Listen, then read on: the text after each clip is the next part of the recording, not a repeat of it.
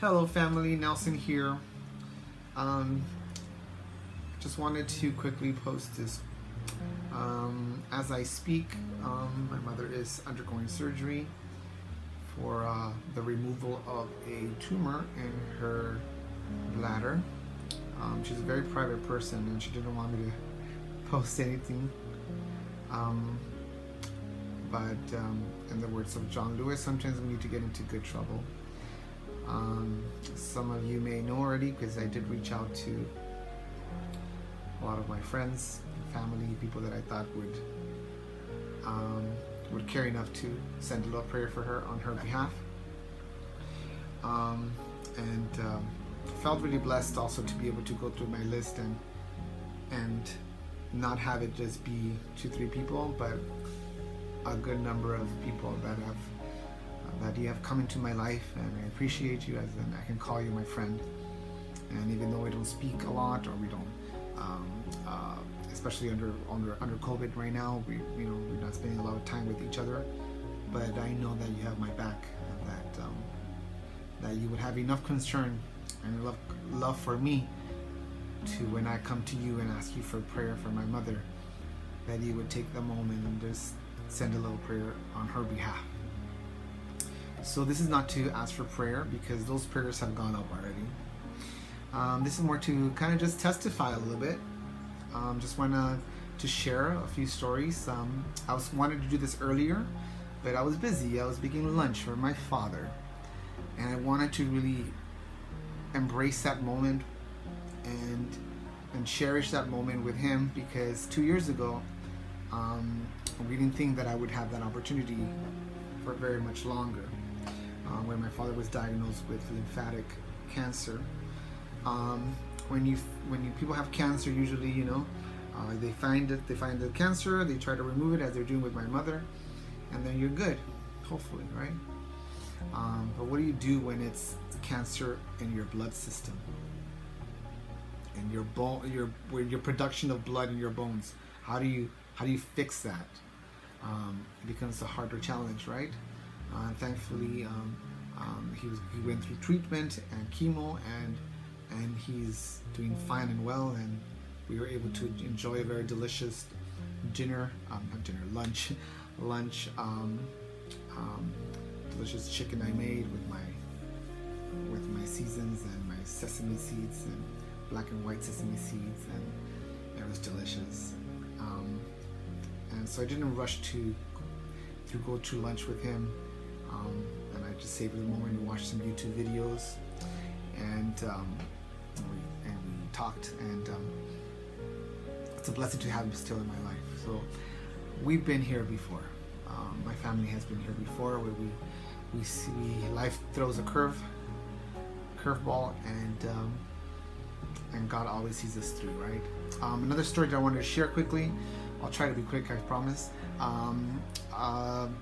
Last year, we had to close a business that we were managing. We had, in theory, had a share in it, and we were treating it as our own, and we were working very hard for 3 years. My brother was commuting every day from Kitchener, back and forth in the morning, going back with his family at nights, and it was a lot of work, a 7-day operation.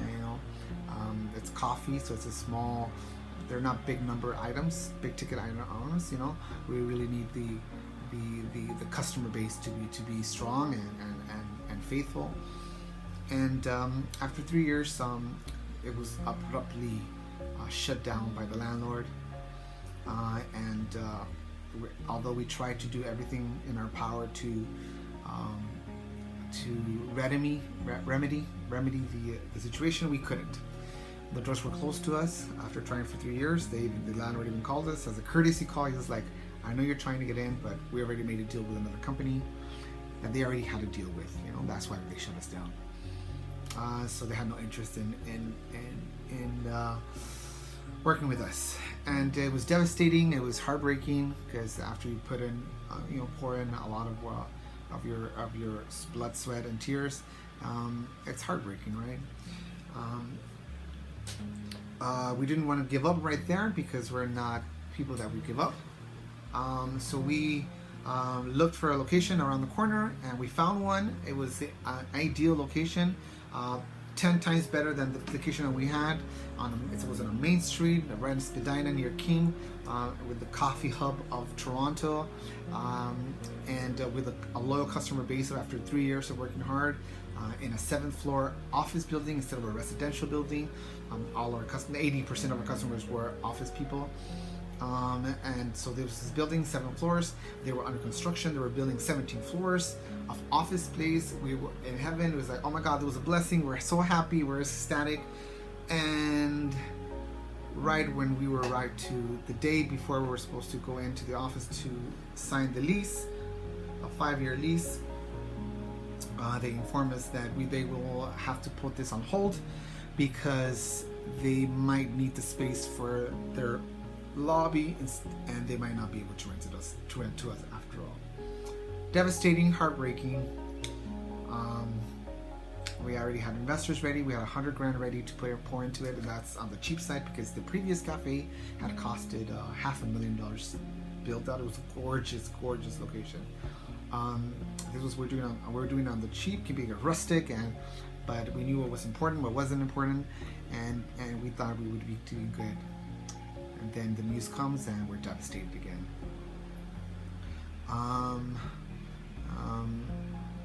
Then 3 weeks later, guess what happens?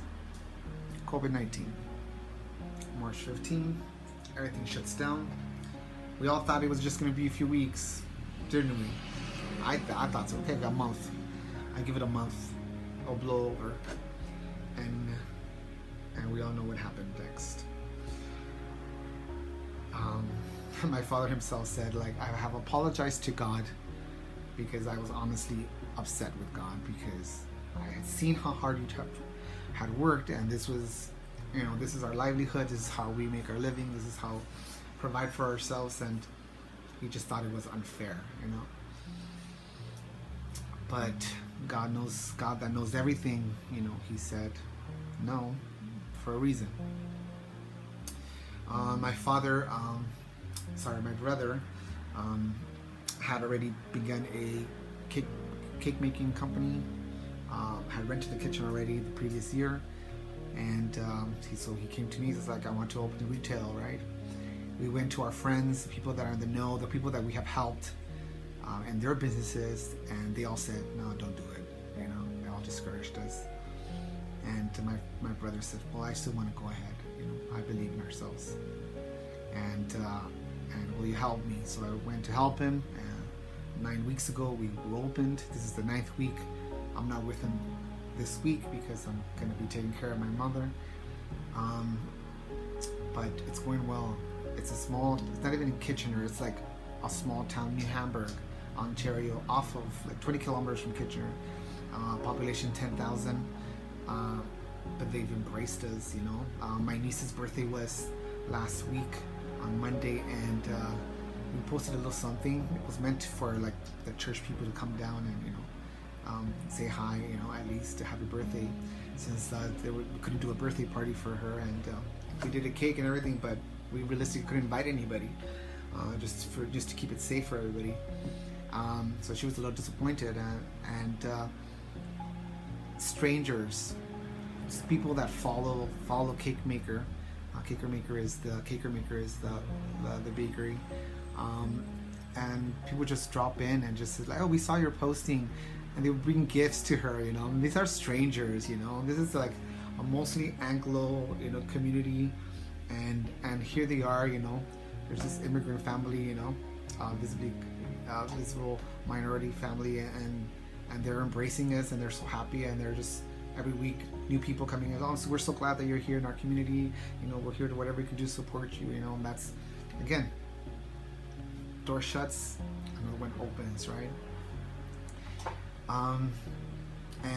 As some of you might know, like I've been promoting, be wanting to open a online bakery, basically just a Saturday delivery, and we've been, we have the website ready. We have, we know the product. We've done the professional product shots and marketing shots, and we're ready to go. And the weekend that we're supposed to open, we have to take my mom to the hospital because she's in a lot of pain. And I'm like, okay, we'll put that on hold. We waited this long. We could wait a few more weeks. That's not but because I've already experienced throughout my lifetime that every no, there's for a reason, you know. There's always a blessing in disguise. There's a reason for everything, you know.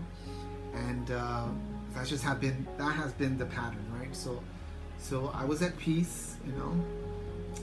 I reached out to my closer friends and family, and I said, like, you know what, I'm not afraid, but we're only human, and we feel, you know, this is the only mother, you know. I tell you about my mother, and you're like, okay, yeah, okay, we'll pray for her, right? But she will never mean as much as she means to me, to you. And you know, so if there's anything, if you've met me in person and you like something about me, about my personality, it essentially has been nurtured by her.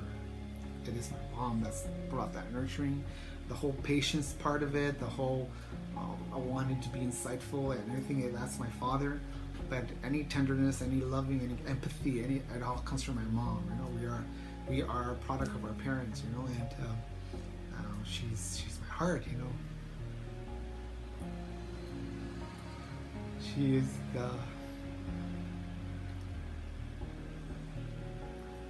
is the mother that I needed. As I was saying, she is the mother that I needed to be the man that I am and hope to be. I wanted to share a song with you guys. And during this 6 months, I've been 6 months that we've been 6 to 8 months that we've been dealing with COVID-19. I've been inspired to write 6 songs. I have a music coach that's been working with me. Her name is Leslie Ann Valley. She's amazing. And she's been helping me not only with my vocals, but helping me with the writing of the songs as well. Just gonna kill me that I'm posting. I promised her that I wouldn't post any of my original songs until we take it to the studio and do it properly. But I'm just gonna share a little bit. I know we're all going through difficult times, and my difficult time does not make yours any less. You know, you matter. Your pain matters. Your difficult situation matters. And if I can inspire you and encourage you in the middle, when my heart feels overwhelmed and I feel I can't go on, as I let my head to rest, as the tears soak up my chest,